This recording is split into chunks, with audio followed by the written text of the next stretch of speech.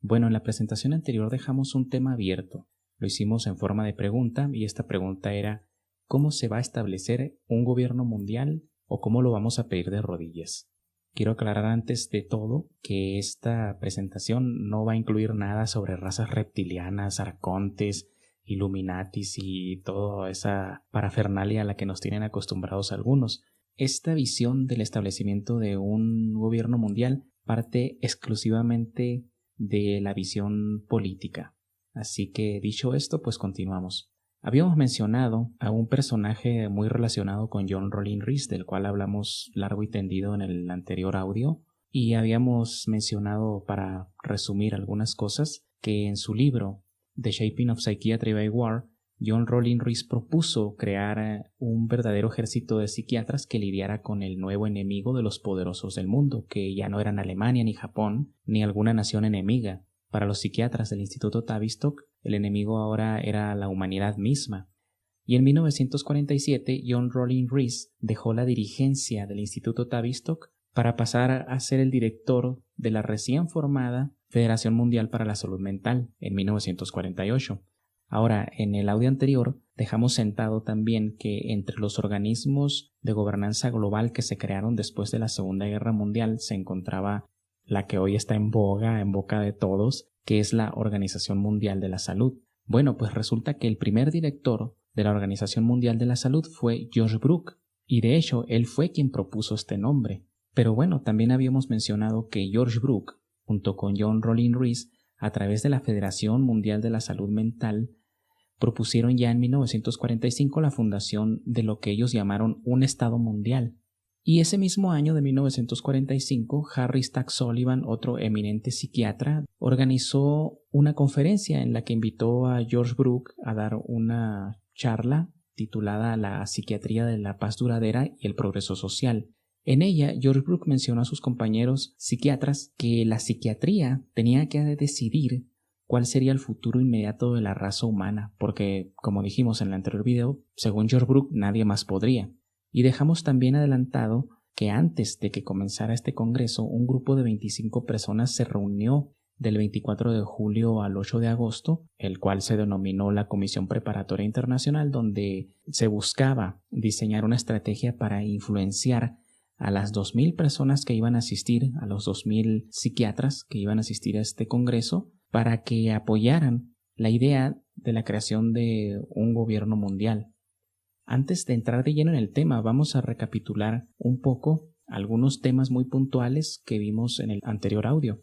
De forma muy breve, dejamos sentado que en 1920 John Rollin Rees funda el Instituto Tavistock. En un principio, el instituto se centraba en el estudio del shell shock, del estrés postraumático, pero evolucionó después hacia la búsqueda de una guerra psicológica y de encontrar una forma de destruir la moral de las naciones, porque habían aprendido que una moral sana es tan importante como la fabricación de armamento para que una nación resista. Todos estos estudios que ellos realizaron se expresaron en los bombardeos masivos a través del Plan Lindman, un genocidio planificado sobre las ciudades de Dresde y Colonia en Alemania durante la Segunda Guerra Mundial. Luego, al final de la Segunda Guerra Mundial, entra en acción Kurt Lewin, que a través de los tratamientos de desnazificación logró implantar una nueva personalidad a toda una sociedad a través de la educación académica y de otros aspectos más oscuros, ¿no? Como incluso el lavado de cerebros a través de la propaganda. Hoy nos vamos a centrar en otros dos psiquiatras del Instituto Tavistock. Sus nombres son Eric Trist y Fred Emery. Ellos desarrollaron en la década de los 60 una teoría llamada teoría de la turbulencia social, por la cual ellos llegaron a la conclusión de que se podía dejar propensa a las masas para aceptar los designios de las élites. Para lograr el control total de la humanidad, los aliados vencedores de la Segunda Guerra Mundial tuvieron que crear una serie de organismos de gobernanza global que ya hemos mencionado, como las Naciones Unidas, la UNESCO, el Fondo Monetario Internacional, el Banco Mundial, la Organización Mundial del Comercio y entre ellas la Federación Mundial de la Salud Mental y la Organización Mundial de la Salud. Todos estos son los organismos de gobernanza global. Ahora sí, vamos a revisar un poco la filosofía que tenía George Brook con respecto a la humanidad. George Brook El primer director general de la Organización Mundial de la Salud era un comunista declarado. En Canadá se le conoce como el padre de la filosofía de las escuelas públicas. Ya hemos mencionado algunas cosas que expresaba él con respecto al establecimiento de un gobierno mundial, pero vamos a recordar una cita que mencionamos en el anterior audio, en la cual George Brooke dijo que para lograr el gobierno mundial era necesario eliminar de la mente de los hombres su individualismo, su lealtad a la familia tradicional, su patriotismo nacional y sus dogmas religiosos. Combinado esto con las declaraciones que hacía el eminente psiquiatra Harry Stack Sullivan, en las que mencionaba que la lealtad a la nación tenía que ser reemplazada por la lealtad mundial, podemos entender de una manera más clara por qué en el presente se ataca de una manera tan frontal a la familia tradicional, a la religión, ni se diga. Hoy en día el Vaticano es una vergüenza, es una filial solamente de la ONU, y al patriotismo nacional, que prácticamente ha desaparecido. Vamos a entenderlo un poquito más adelante, por qué se está haciendo esto. Y en el caso de George Brooke pasa algo muy parecido a lo que pasa con Kurt Lewin.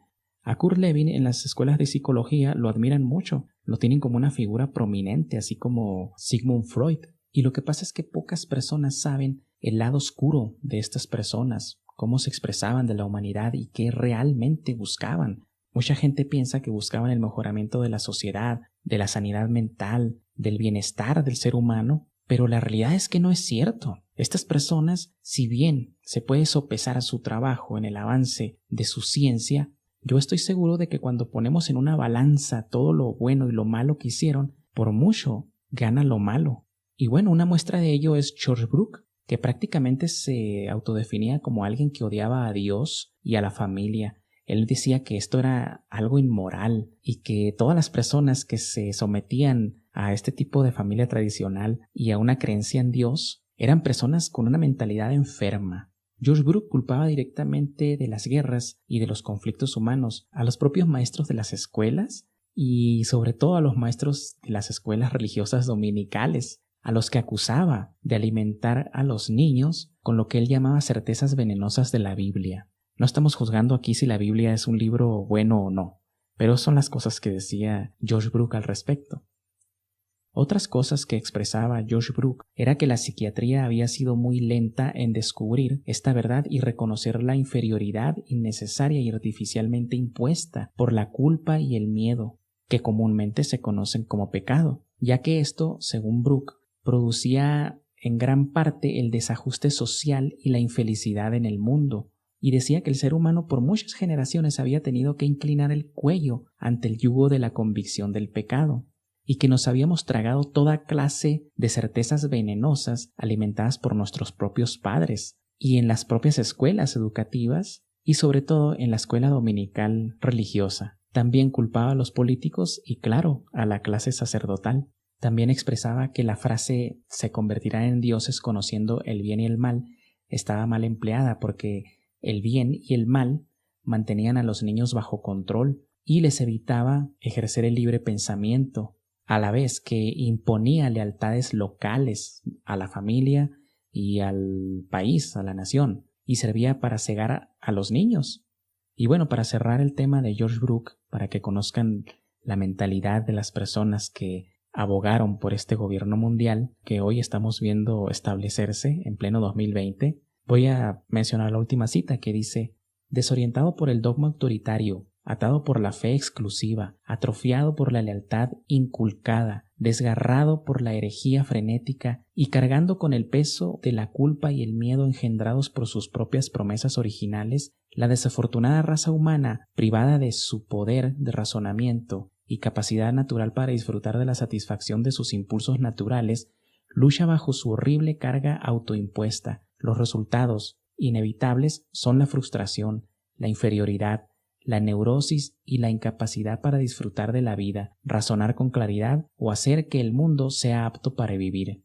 Y esta cita, que parece algo noble, algo en favor del ser humano, son unas frases muy seductoras las que utiliza George Brooke, pero se desvanece todo esto al ver los pasos que fueron dando hasta llegar al resultado que tenemos hoy, que es una sociedad que no conoce lo que es correcto y lo que es incorrecto, la moralidad ha desaparecido totalmente, y no me refiero a una moralidad de golpe de pecho, simplemente me refiero al hecho de respetar, por ejemplo, la vida del ser humano, la propiedad privada, el derecho a pensar por sí mismo. Sin embargo, George Brooks preguntaba, ¿qué distorsión psicológica básica se puede encontrar en cada civilización que conocemos hasta ahora? Y él decía que la única fuerza psicológica capaz de producir tal perversiones en la moral del ser humano era el concepto de lo correcto y lo incorrecto. Y él proponía que eventualmente se reinterpretara y se erradicara el concepto de lo correcto y lo incorrecto, ya que para él eran los objetivos tardíos de casi toda la psicoterapia.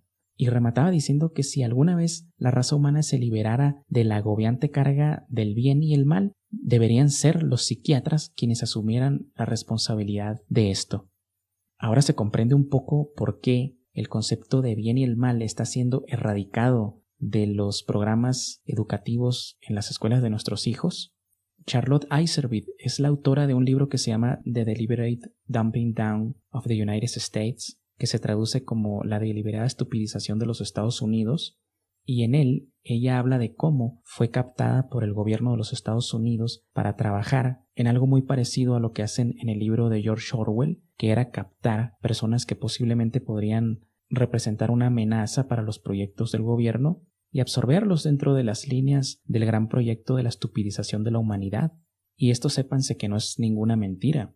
La reinterpretación de los valores morales viene dictado desde los más altos niveles de la educación, como lo son la UNESCO, y hay programas muy completos en los cuales se reentrena a los maestros a través de capacitadores externos, y los maestros a su vez tienen que transmitir esto a nuestros jóvenes, a nuestros niños. Es la reinterpretación a la que se refería George Brooks en 1945. Y uno de los nefastos resultados de esta reinterpretación del bien y el mal, pues son los colectivos, las masas que salen a destruir propiedad pública y privada bajo el manto de los derechos de la mujer y del aborto legal. Esos son los resultados que estamos viendo hoy en día. Y también esa es la clase de personajes que se ocupó de ingenierizar este objetivo del gobierno mundial. Pero esta idea de la implantación de un gobierno mundial no es nueva, es muy antigua. Tenemos antecedentes, por ejemplo, que datan desde 1835, donde Samuel Morse, que escribió un libro que se llama Conspiración extranjera para acabar con las libertades de Estados Unidos, manifestó que el Vaticano pretendía someter a Estados Unidos a un gobierno mundial, pero lo que llama la atención es que ya para aquella época Samuel Morse identificara que el gobierno de Estados Unidos estaba siendo socavado por instituciones como el Vaticano para tomarlo bajo su control y establecer un gobierno mundial. Si es cierto o no, los resultados los veremos en breve.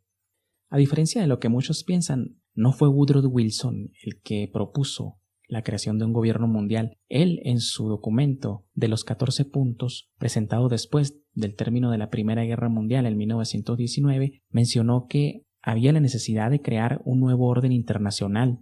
Yo se lo atribuyo a que en aquella época no había los alcances que unos años después tenían las potencias mundiales aliadas, por lo cual el término se adaptó a nuevo orden mundial, ya que un nuevo orden internacional se refiere a 1, 2, 3 o 4 potencias. Sin embargo, un nuevo orden mundial ya se refiere a la totalidad del globo terráqueo, pero las capacidades que desarrollaron durante el periodo de paz de 1919 a 1939 rebasaron por mucho las capacidades que se tenían durante 1919. Aún así, podemos encontrar un antecedente en el libro Tragedia y Esperanza del profesor Carroll Quigley, una persona que pertenecía al establishment estadounidense y que en este libro de más de 1000 páginas dejó desglosado con total claridad cómo funciona el establishment, las sociedades secretas, ya que él pertenecía a esos círculos. Y de hecho, en este libro él no se queja de las sociedades secretas ni del gobierno secreto. Él se queja simplemente de que no se hagan públicos, porque para él los grandes logros de la humanidad habían sido fruto de estas sociedades secretas. Y el antecedente que podemos encontrar es que en 1919, estamos hablando de la Primera Guerra Mundial, la opinión pública francesa estaba tan traumatizada por los horrores que había presenciado en esta guerra que estaba dispuesta a entregar a la recién creada Liga de Naciones la autoridad de imponer un gobierno mundial con un ejército que garantizara la seguridad de los Estados miembros de la Liga. Esto nos pone en línea de lo que vamos a ver más adelante, de cómo las élites, a través de generar un miedo tremendo, de generar shocks sobre la humanidad, consiguen que nosotros mismos demandemos lo que ellos han diseñado, en este caso, un gobierno mundial. A esto también se le conoce como problema, reacción, solución. Se provoca un problema, supongamos violencia en las calles, ataques terroristas, manifestaciones violentas por parte de grupos radicales, y viene la reacción por parte de la sociedad que demanda protección contra esos problemas, y la solución viene de aquellos mismos que provocaron el problema. Tenemos otro antecedente de 1932, cuando en su obra Un Mundo Feliz, Brave New World en inglés, Aldous Huxley introdujo por primera vez el concepto de Estado mundial. Y algunas cosas de las que mencionaba Aldous Huxley era, por ejemplo, que una dictadura perfecta tendría la apariencia de una democracia, pero que sería básicamente una prisión sin muros en la que los presos ni siquiera soñarían con escapar. Para Huxley esto sería esencialmente un sistema de esclavitud en el que gracias al consumo de entretenimiento los esclavos amarían su condición de servidumbre.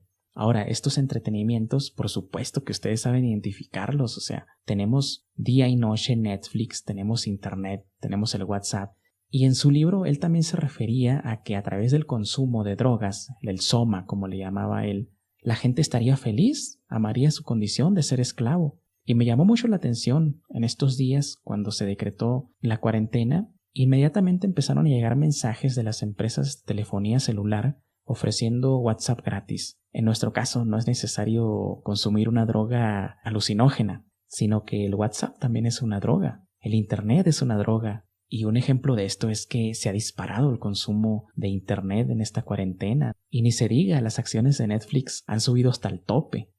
Pero bueno, para mencionar otro antecedente donde se cita el gobierno mundial, este apareció en 1952 en un libro escrito por Bertrand Russell, que se llama El impacto de la ciencia en la sociedad. Y Bertrand Russell pudo identificar algo muy interesante porque hoy en día también se aplica. Él identificó que había una dificultad psicológica en las masas para aceptar el establecimiento de un único gobierno mundial, porque él decía que en el pasado la fuente principal de la cohesión social eran las guerras, ya que producía pasiones que inspiraban la unidad, como lo era el miedo y el odio, pero que esto a su vez dependía de la existencia de un enemigo real o potencial, por lo cual él concluía que el gobierno mundial solo podía ser establecido por la fuerza, no por la lealtad espontánea que inspiraban en aquella época las naciones. Ahora bien, una expresión muy parecida a esto la podemos encontrar en el informe Iron Mountain, que vamos a mencionar más adelante, pero vamos a recordar también estas palabras de Bertrand Russell. Pero sin dudas, el ideólogo más importante del nuevo orden mundial o del gobierno mundial fue el escritor H.G. Wells, que muchos conocerán por haber creado la novela La Guerra de los Mundos, pero no solamente escribía novelas sobre ciencia ficción, sino que era un político de alta línea. De hecho, estuvo al frente del Departamento de Guerra Psicológica durante la Primera Guerra Mundial, ya lo hemos mencionado. Escribió mucho H.G. Wells sobre este tema, pero lo hizo desde una perspectiva científica, no utópica. Podemos mencionar, por ejemplo, 3 libros. El primero, The Open Conspiracy, La conspiración abierta. El segundo, The New World Order, el nuevo orden mundial. Y el último, El cerebro del mundo. En estas 3 obras, H.G. Wells explica cómo se iba a instaurar este nuevo orden mundial con un gobierno único a nivel planetario, y el proyecto databa de hacía mucho tiempo. Unos años después de terminada la Primera Guerra Mundial, se publica esta obra de Open Conspiracy en 1928, y en ella H.G. Wells nos habla de cómo había necesidad de reeducar a toda la humanidad. Viene mucho a colación esto con lo que ya hemos mencionado en la conferencia de la reconfiguración del orden mundial después del coronavirus, con lo que el Papa ha mencionado, que hay una necesidad en este momento de reeducar a toda la humanidad. Pero algo muy interesante que menciona H.G. Wells en esta obra de Open Conspiracy es que a la humanidad no se le podía enseñar todo, tenía que enseñársele cosas puntuales. Por ejemplo, una versión de la historia conveniente, por supuesto, conveniente para los designios de las élites mundiales, y menciona también que el origen de la vida no se le puede enseñar al ser humano, que tenía que ser una versión igual como la historia conveniente. Pero bueno, tocar los 3 temas sería muy difícil. Así que voy a mencionar algunas cosas que podemos rescatar de estas obras. Por ejemplo, menciona que el mundo no sería un lugar seguro y satisfactorio hasta que existiera una sola comunidad mundial. Y menciona que el gobierno mundial, que sustituiría a los gobiernos anteriores, sería un nuevo tipo de dirección con una nueva psicología, y que el método de dirección de la comunidad mundial no iba a imitar al de los estados soberanos, sino que sería algo totalmente nuevo y completamente diferente. El gobierno mundial, decía H.G. Wells, se llevará a cabo mediante declaraciones críticas y publicaciones que serán capaces de un entendimiento eficiente. ¿A qué se refiere esto con las declaraciones críticas y publicaciones que serían de fácil entendimiento para la sociedad? Son las declaraciones que estamos viendo por parte del papado, que se ha manifestado a favor de la búsqueda de un gobierno mundial. El secretario general de la ONU, Antonio Guterres, también ya se manifestó de que hay necesidad de imponer un gobierno mundial. Gordon Brown, el ex primer ministro de la Gran Bretaña, fue de los primeros en salir a la palestra y decir: necesitamos un gobierno mundial para solucionar esta crisis del coronavirus. Y hace poco, el presidente de la República Dominicana llamó claramente a la creación de una autoridad global que solucione estos problemas. Y así, en los próximos días vamos a ir viendo cómo los diferentes líderes de las naciones van a ir dando su brazo a torcer en pro de esta implantación de un gobierno mundial. Y estas publicaciones, que serían de fácil entendimiento, pues obviamente se refiere a los programas de educación que vienen emanados desde la UNESCO, o sea, desde la ONU, y a los que son sometidos nuestros hijos hoy en día. Y bueno, para ir dejando un poco más claro cómo este proyecto del gobierno mundial se vino estableciendo, obviamente nos van a quedar muchas aristas por fuera. Otras personas lo tratarán desde el punto de vista religioso, los del punto de vista ovnílogos sí de plano dan vergüenza, ya que inconscientemente o conscientemente algunos están trabajando para el mismo objetivo del establecimiento de un gobierno mundial. Y digo todo esto porque la realidad es que esto siempre ha sido un proyecto político, nunca perteneció al campo de la ovnilogía ni de la teoría de la conspiración. Fue simplemente un proyecto político que pasó inadvertido para las masas, pero que hoy en día se está haciendo muy claro. Y para demostrarlo, nos remontamos un poquito a lo que ya hemos mencionado reiteradas veces de este congreso de 1945, organizado por Harry Stack Sullivan, titulado La psiquiatría de la paz duradera y el progreso social. Tuvo mucho éxito, porque a través de la Federación Mundial de la Salud Mental se publicó un documento que después fue replicado por la UNESCO, en el cual se vio cómo introdujeron ellos el concepto de la ciudadanía mundial. Ustedes pueden ver en la pantalla, se los voy a dejar un momento traducido. Y 3 años después, en 1948, el político y economista británico Lord Beveridge lanzó una convocatoria abierta para los principales líderes políticos de las potencias mundiales más grandes para que asumieran la causa del gobierno mundial como propia. Y en una publicación mencionó que el establecimiento del gobierno mundial era una cruzada que se había iniciado en Inglaterra y que se había extendido hacia Europa y hacia los Estados Unidos. Con esto dejó claro que el papel de Gran Bretaña era muy importante como impulsor del proyecto del gobierno mundial.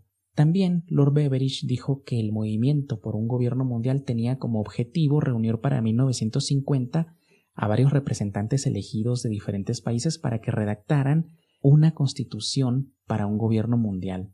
Curiosamente, esto se los menciono como detalle y como adelanto. En breve voy a publicar mi segunda obra, que es una revisión del libro Germany Must Perish, escrito por Theodor Kaufmann, un empresario judeo estadounidense, en el cual, en resumidas cuentas, él abogó por la extinción de toda la raza alemana porque, según para él, la cepa alemana era la causante de todos los estragos a nivel mundial, y en su perspectiva, con la desaparición del pueblo alemán, las guerras desaparecerían y tendríamos, en sus palabras, paz perpetua en el mundo. Resulta que en esa obra, Theodor Kaufmann menciona que en 1915 un análisis geopolítico, que él llama profecía, ¿no?, porque su lenguaje era muy displicente, preveía que para 1950 los alemanes impondrían un gobierno mundial, cosa que nunca llegó. Lo contrario pasó con los aliados, porque ellos fueron los únicos que llegaron a esa fecha, a 1950, declarando abiertamente que era necesario imponer un gobierno mundial. Y se los demuestro de esta forma.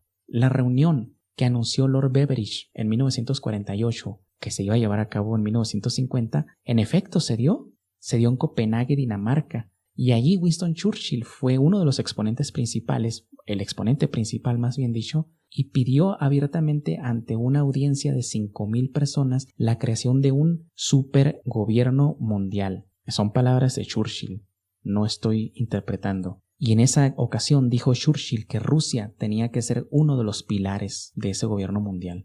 Les voy a traducir un poco de lo que dijo Churchill en aquella ocasión. Dijo: las perspectivas para la paz mundial y el progreso humano están en duda a menos que se pueda establecer lo antes posible alguna forma de supergobierno mundial operativo. Y entre otras cosas proponía que los 4 países que sostuvieran los principales pilares de lo que él llamó el Templo Mundial de la Paz deberían ser Estados Unidos, Rusia, el Imperio Británico y una Europa unida. En aquella época todavía no existía la Unión Europea, apenas se estaba reconstruyendo. Lo que llama mucho la atención acá es por qué Rusia, si era comunista, que no era el archirrival de las democracias.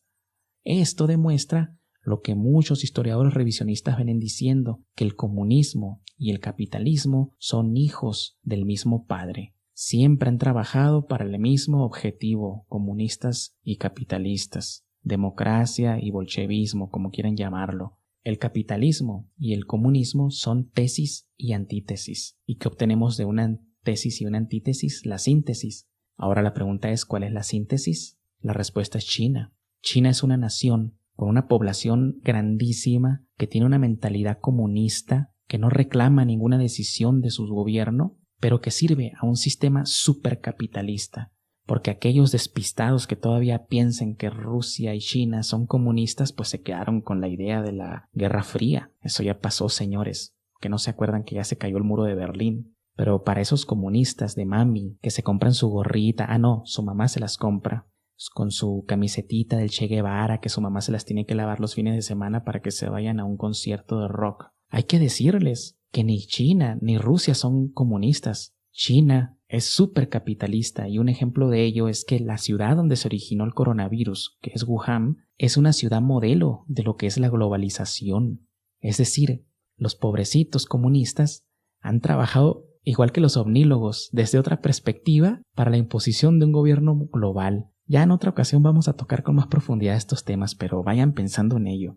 Otra cosa muy importante que mencionó Churchill en aquel discurso fue que el objetivo final en el cual deberían poner todos los esfuerzos las potencias mundiales era en la creación de, y cito, un nuevo orden mundial autoritario y todopoderoso. Y aquí aclaro, estoy citando textualmente, no son palabras mías. Churchill dijo eso en aquella ocasión. Por eso nosotros podemos ver que después de la Segunda Guerra Mundial, los estados soberanos empezaron a ser atacados como xenófobos, como racistas, y luego con la experiencia que habían tenido y toda esta propaganda que se lanzó sobre el nacionalsocialismo, de que era una doctrina de odio, como si un día hubiera dicho Hitler, ¿qué hago hoy en día? Voy a hacer una doctrina de odio. O como si cada mañana se levantara y dijera, ¿qué hago hoy en día? Voy a invadir a Holanda.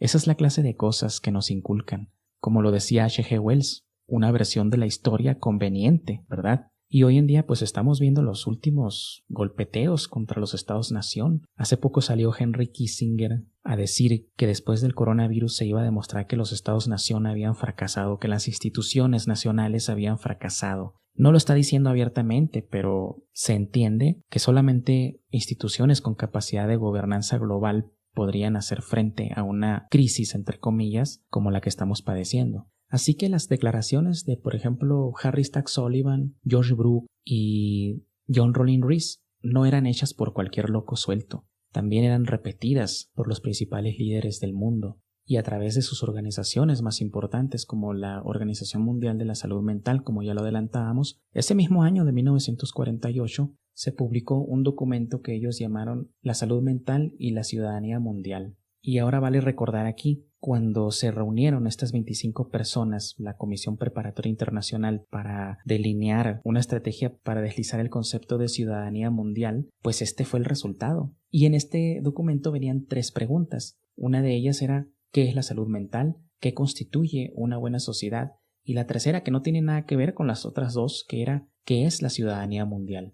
Y los objetivos declarados de este documento eran deslizar progresivamente la aceptación del concepto de ciudadanía mundial, también extender el concepto de ciudadanía mundial mediante la aplicación de los principios de la salud mental, y mencionaban que para que el cambio social fuera efectivo los psiquiatras y científicos sociales debían trabajar en cooperación con estadistas, es decir, con líderes políticos, como en el caso de Winston Churchill, ¿no? También con administradores y otros en puestos de responsabilidad. Pero también en este proyecto trabajaría en el campo de la salud mental y las relaciones humanas. Relaciones humanas nos recuerda mucho al Instituto Tavistock de Relaciones Humanas, ¿no? Refundado en 1947. Mencionaron también que debía trabajar la ONU, la Federación Mundial de la Salud Mental y, muy importante, las organizaciones internacionales no gubernamentales. No cualquier organización no gubernamental, sino las internacionales. Vamos a ver más adelante por qué. Pero como habíamos dicho, nos vamos a centrar en estas dos personalidades, Eric Trist y Fred Emery, dos psiquiatras del Instituto Tavistock que desarrollaron en la década de los 60 la teoría de la turbulencia social, por medio de la cual ellos descubrieron que se podría ablandar a una población a través de fenómenos colectivos como el desabastecimiento de energía, los colapsos financieros y económicos, los ataques terroristas y los movimientos colectivos que provocan desequilibrio en el orden social. Valga decir aquí bandas callejeras, el movimiento hippie, el feminismo radical y el ecologismo. Ellos mencionaban que si los shocks se administraban con frecuencia y cada vez más intensos, cabía la posibilidad de conducir a toda la sociedad hacia una situación de psicosis colectiva. Entonces, los individuos quedarían dislocados psicológicamente y evitarían el terror de la espantosa realidad, negándose a aceptarla y refugiándose en diversiones y espectáculos populares. Entiéndase la televisión, entiéndase Netflix, entiéndase Internet. ¿Y cómo estamos en este momento? Estamos metidos en nuestras casas asustados de un enemigo que no conocemos, que no vemos, que no entendemos, ante el cual nos sentimos impotentes. Pero estas turbulencias sociales también vienen representadas en forma de terrorismo global, de antivalores, de destrucción de la familia, de inmigración masiva, de crisis económicas y del calentamiento global. Con esta sacerdotisa que tenemos hoy en día que se llama Greta Thunberg, ¿no? Que de pronto ha desaparecido de los medios de comunicación, ¿no? El movimiento en boga es el coronavirus. Aquí es donde entra el papel del trabajo de las ONGs que mencionaban en el documento de la salud mental y la ciudadanía mundial. Es, por ejemplo, donde entran los movimientos, obviamente dirigidos a través de la psicología de masas, por ejemplo, el movimiento LGTB, el feminismo radical, el ecologismo, con lo que mencionamos hace rato de esta sacerdotisa. Y esto inexorablemente nos recuerda las palabras de Bertrand Russell, publicadas en 1952 en su libro El impacto de la ciencia en la sociedad. Pero no solamente lo podemos aplicar al ecologismo, lo podemos aplicar a todos los aspectos que hemos mencionado. Recordemos que dijo que había una dificultad psicológica para aceptar el gobierno mundial y que la fuente principal de cohesión social era el miedo y el odio, y que éste dependía a su vez de la existencia de un enemigo real o potencial. Bueno, pues las palabras de Bertrand Russell, como habíamos mencionado, se retomaron y se redefinieron en el informe Iron Mountain, que es súper interesante. Se publicó en 1967 bajo órdenes del secretario de Defensa de Estados Unidos, Robert McNamara. Y en ese documento se menciona que la existencia de una amenaza externa aceptada resulta esencial para lograr la cohesión social y la aceptación de una autoridad política. Esta amenaza, mencionan, debe ser creíble, debe ser de una magnitud consistente con la complejidad de la sociedad amenazada y debe aparecer, como mínimo, afectando a la sociedad en su conjunto. Algunas de las amenazas que ellos detectaron que podrían aplicarse fue la pobreza, lo cual no funciona porque todos somos pobres. Llegaron al extremo de decir que una amenaza del espacio exterior real o ficticia podría lograr la cohesión del ser humano. Y la tercera, que yo destaco, era la amenaza al medio ambiente. En este informe no se tocó la posible amenaza de un virus, esa es la realidad. Pero sí dicen algo muy interesante, que vamos a revisar ahora. Los expertos del informe Iron Mountain habían identificado que las grandes amenazas nucleares del pasado habían resultado ser elementos esenciales para la estabilidad que existía en el mundo. Estamos hablando de la época de 1960. Y si ustedes recordarán, el ambiente que se vivía durante los años 60 con la amenaza nuclear de la Guerra Fría fue muy explotado por los medios de comunicación, por los líderes políticos, por la ONU, y fue como un ensayo para ir uniendo la mente de los seres humanos en una sola colectividad. Pero otro aspecto bien interesante que mencionan en este informe Iron Mountain es que un sistema económico tan avanzado y complejo como en el que vivimos requiere cada cierto tiempo de la destrucción planificada. Y con respecto a esta amenaza de la que ellos hablaron en este informe, de esta amenaza inconmensurable que tenía que infundir tanto miedo en la sociedad para conseguir por fin el establecimiento de un gobierno mundial, ellos mencionaron que en términos generales el poder que se presume de semejante enemigo debe ser lo suficientemente importante como para generar un sentido individual de lealtad hacia una sociedad y debe ser proporcional al tamaño y complejidad de la sociedad que está amenazada. Hoy en día, dicen ellos, por supuesto ese poder, esa amenaza, debe ser de una magnitud y terror sin precedentes. Y agregaron, y en esto pongan mucha atención porque es francamente sobrecogedor, que de acuerdo a los patrones de comportamiento humano puede concluirse que la credibilidad de un enemigo, real o ficticio, requería simultáneamente de un aislamiento social para que el gobierno o las instituciones respondieran a esa amenaza de forma proporcional. No sé si se alcanza a comprender lo que acabamos de mencionar. Imaginen lo siguiente: si se quiere conseguir la aceptación de una autoridad mundial por sobre todos los países del mundo, ¿qué tipo de enemigo real o ficticio podría amenazar con tal magnitud y terror al ser humano? ¿Acaso un virus? ¿Acaso el coronavirus será esta amenaza sin precedentes? Y qué mejor que al mismo tiempo, como dicen los expertos del informe Iron Mountain, que esta amenaza al mismo tiempo destruya nuestro complejo sistema económico. Y debo confesar que yo me esperaba el golpe por el lado ecológico. Pensaba que de alguna forma iba a haber un tipo de conflicto por algún desastre ecológico, porque se le estuvo dando mucha manija a Greta Thunberg. No me esperaba el golpe por parte de un virus.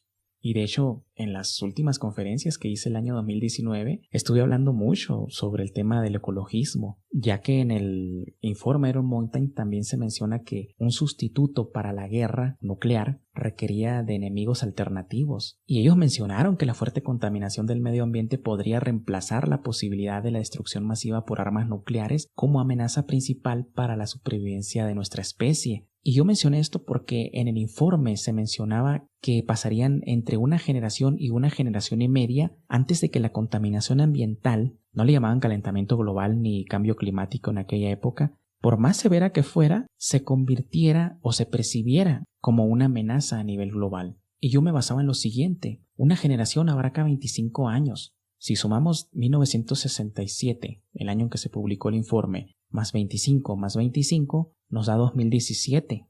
Entonces en 2018 fue cuando apareció esta señorita, este reality show de Greta Thunberg. Y no solo eso, sino también el gran negocio que se ha hecho con el tema del calentamiento global o del cambio climático, como le quieran decir. ¿Y qué es esto? Un nuevo modelo de negocio que es el mercado del carbono. Por ejemplo, en la cumbre One Planet, que fue en 2017, exactamente 2 generaciones después, Enrique Peña Nieto, el presidente de México, propuso, bueno, alguien se lo debe haber dicho porque a este señor no se le ocurría nada, la implantación del impuesto al carbono. Y en el primer año en México se recaudaron 1.3 mil millones de dólares de puros impuestos a las empresas. Y bueno, pensando de una forma simple, podríamos decir que son las empresas grandes las que pagan este impuesto, ¿no? Como por ejemplo Ford, las empresas petroleras, etcétera. Pero no es así, porque las empresas, para paliar los costos de este impuesto al carbono, suben los precios de sus productos, lo cual significa que el ciudadano de a pie es el que paga el impuesto al carbono. Somos nosotros los que estamos pagando por el supuesto deterioro de la capa de ozono. ¿Y qué va a hacer la ONU? ¿Qué van a hacer estos organismos que recaudan estas ingentes cantidades de dólares? ¿Que van a ir a ponérselas a la capa de ozono? ¿Van a ir a tapar con los dólares el hoyo de la capa de ozono? ¿Qué van a hacer? Pues porque las empresas no dejan de producir, las empresas no dejan de emitir. Es más, este modelo de negocio se ha hecho tan rentable que las empresas tienen un límite de puntos de emisiones de carbono. Por suponer algunas cifras, digamos que la Ford tiene 100 puntos y la General Motors tiene otros 100 puntos. Pero durante el año, la Ford solo gastó el 50%. Este modelo de negocios le permite a las empresas vender el sobrante de sus puntos a otras empresas, de tal manera que la Ford le puede vender esos puntos a la General Motors, que ahora tendría a su disposición 150 puntos de emisiones de carbono. Repito, son solamente cifras para ejemplificar, no son los datos reales, pero ese es básicamente el modelo que se ha creado. Pero bueno, no es que hayamos errado en la concepción de que el golpe iba a venir por el lado del ecologismo, sino que simplemente ha sido una de las facetas por las cuales, a través de la teoría de la turbulencia social, nos han venido ablandando a los seres humanos para la aceptación, sin ninguna clase de preguntas, de un enemigo al que no vemos, de un enemigo que nos ha obligado a irnos a nuestras casas y que a la postre nos va a obligar a entregar todo lo que tenemos, incluso nuestra libertad. Un militar argentino que luchó por la defensa de las Islas Malvinas contra la Gran Bretaña, de nombre Mohamed Ali Zeineldin, alguna vez mencionó que al nuevo orden mundial entraríamos inermes, con las manos en la nuca, caminando de rodillas, y ninguna duda que seremos pobres, dependientes y excluidos. Y estas palabras hoy tienen más vigencia de lo que tenían en aquella época, porque una terrible realidad es que vamos a entrar pobres al nuevo orden mundial. Pongamos el siguiente ejemplo. Todos los negocios supuestamente están cerrados, el mundo está parado. Confiemos en que sea así, confiemos en que Walmart, Home Depot, Sam's, estas empresas grandísimas que están enquistadas en México y en muchos países del mundo, con diferentes nombres, también están paradas, como la ferretería local, la ferretería de tu amigo, la tienda de servicios de tu amigo, de tu vecino. Después de todo este paro económico en el que estamos a nivel mundial, ¿quién va a sobrevivir? ¿Va a sobrevivir la ferretería de tu vecino o va a sobrevivir Home Depot? ¿Va a sobrevivir la tienda de frutas de la esquina o va a sobrevivir Walmart o Sam's?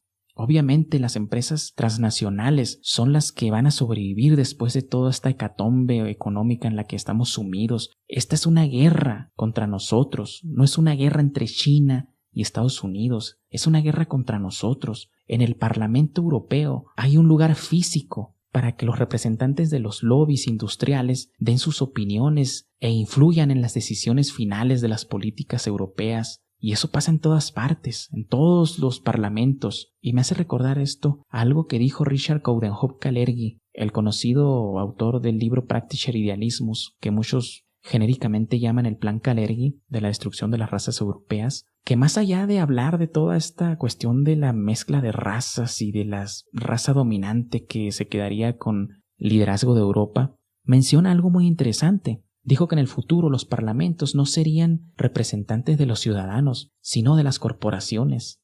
Entonces, obviamente, hay personas que piensan en siglos y miran en continentes. Y para finalizar esta charla, me gustaría mencionarles algo.